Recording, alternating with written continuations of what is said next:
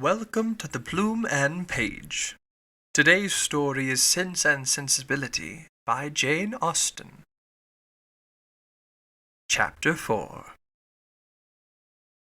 "What a pity it is, Eleanor," said Marianne, "that Edward should have no taste for drawing." "No taste for drawing?" replied Eleanor. "Why should you think so? He does not draw himself, indeed, but he has great pleasure in seeing the performances of other people. And I assure you he is by no means deficient in natural taste, though he has not had opportunities of improving it. Had he ever been in the way of learning, I think he would have drawn very well. He distrusts his own judgment in such matters so much, that he is always unwilling to give his opinion on any picture. But he has an innate propriety and simplicity of taste, which in general direct him perfectly right." Marianne was afraid of offending and said no more on the subject. But the kind of approbation which Eleanor described as excited in him by the drawings of other people was very far from that rapturous delight which, in her opinion, could alone be called taste. Yet, though smiling within herself at the mistake, she honoured her sister for that blind partiality to Edward which produced it. "I hope, Marianne," continued Eleanor, "you do not consider him as deficient in general taste. Indeed, I think I may say that you cannot, for your behaviour to him is perfectly cordial, and if that were your opinion, I am sure you could never be civil to him." Marianne hardly knew what to say. She would not wound the feelings of her sister on any account, and yet to say what she did not believe was impossible. At length she replied, "Do not be offended, Eleanor, if my praise of him is not in everything equal to your sense of his merits. I have not had so many opportunities of estimating the minuter propensities of his mind, his inclinations and tastes, as you have. But I have the highest opinion in the world of his goodness and sense. I think him everything that is worthy and amiable." "I am sure," replied Eleanor with a smile, "that his dearest friends could not be dissatisfied with such commendation as that.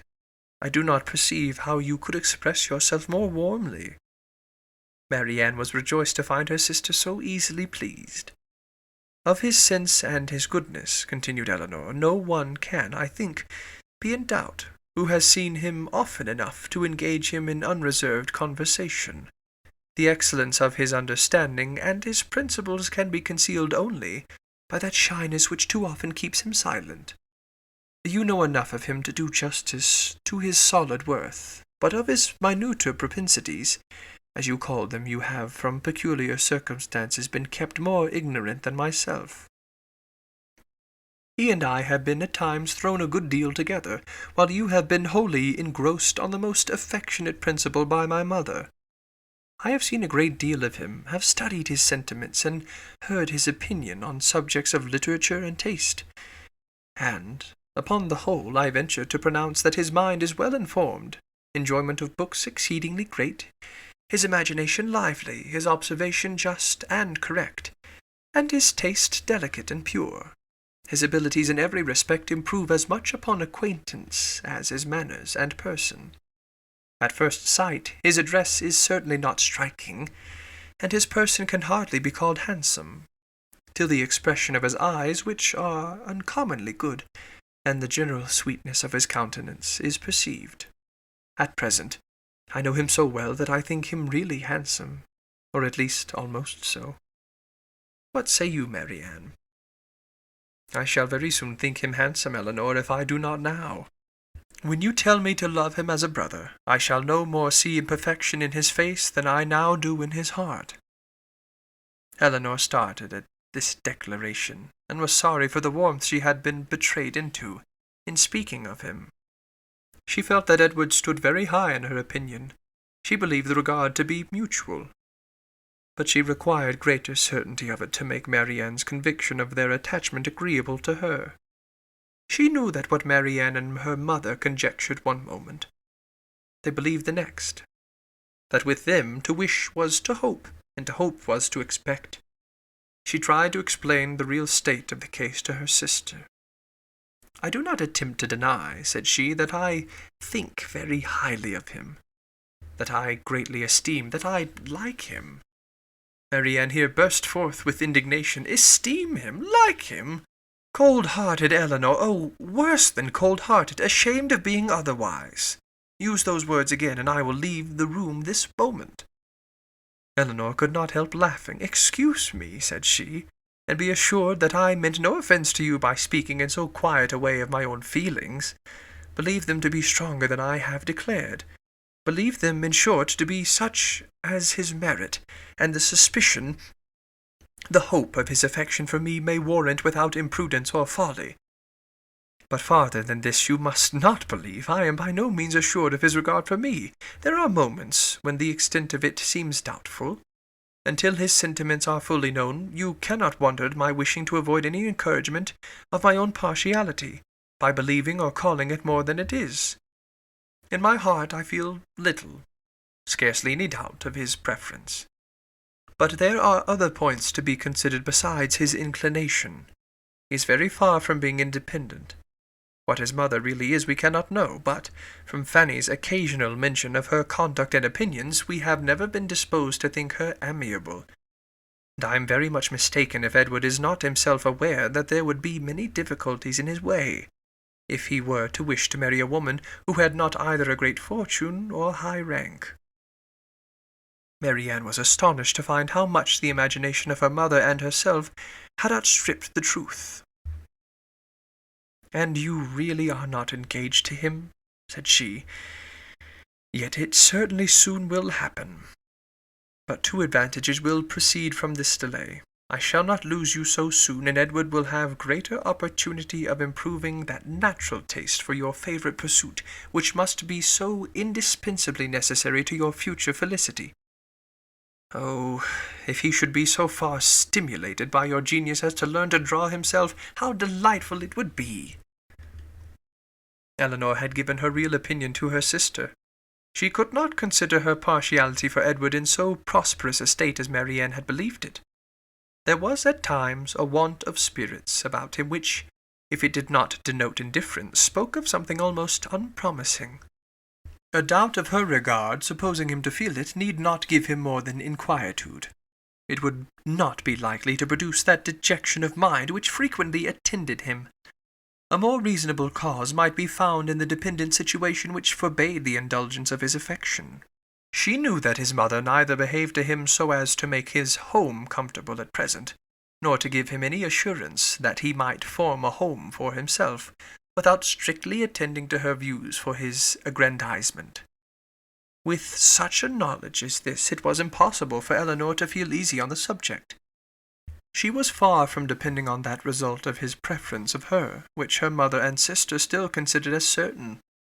Nay, the longer they were together, the more doubtful seemed the nature of his regard, and sometimes, for a few painful minutes, she believed it to be no more than friendship. But whatever might really be its limits, it was enough, when perceived by his sister, to make her uneasy, and at the same time, which was still more common, to make her uncivil.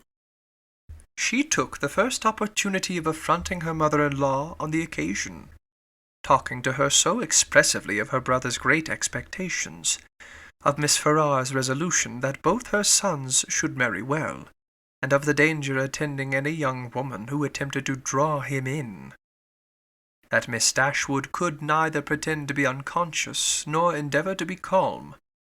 She gave her an answer which marked her contempt, and instantly left the room, resolving that, whatever might be the inconvenience or expense of so sudden a removal, her beloved Eleanor should not be exposed another week to such insinuations. In this state of her spirits, a letter was delivered to her from the post, which contained a proposal particularly well timed. It was the offer of a small house, on very easy terms, belonging to a relation of her own, a gentleman of consequence and propriety in Devonshire. The letter was from this gentleman himself, and written in the true spirit of friendly accommodation. He understood that she was in need of a dwelling, and though the house he now offered her was merely a cottage, he assured her that everything should be done to it which she might think necessary, if the situation pleased her. He earnestly pressed her, after giving the particulars of the house and garden, to come with her daughters to Barton Park, the place of his own residence, from whence she might judge herself whether Barton Cottage, where the houses were in the same parish, could by any alteration be made comfortable to her. He seemed really anxious to accommodate them, and the whole of his letter was written in so friendly a style as could not fail of giving pleasure to his cousin, more especially at a moment when she was suffering under the cold and unfeeling behaviour of her nearer connections. She needed no time for deliberation or inquiry. Her resolution was formed as she read. The situation of Barton, in a country so far distant from Sussex as Devonshire, which, but a few hours before, would have been a sufficient objection to outweigh every possible advantage belonging to the place, was now its first recommendation. To quit the neighbourhood of Norland was no longer an evil. It was an object of desire. It was a blessing. In comparison of the misery of continuing her daughter-in-law's guest, and to remove forever from that beloved place, would be less painful than to inhabit or visit it while such a woman was its mistress. She instantly wrote Sir John Middleton her acknowledgment of his kindness and her acceptance of his proposal, and then hastened to shew both letters to her daughters, that she might be secure of their approbation before her answer were sent. Elinor had always thought it would be more prudent for them to settle at some distance from Norland than immediately amongst their present acquaintance. On that head, therefore, it was not for her to oppose her mother's intention of removing into Devonshire. The house, too, as described by Sir John, was on so simple a scale, and the rent so uncommonly moderate, as to leave her no right of objection on either point, and therefore, though it was not a plan which brought any charm to her fancy, though it was a removal from the vicinity of Norland beyond her wishes, she made no attempt to dissuade her mother from sending a letter of acquiescence,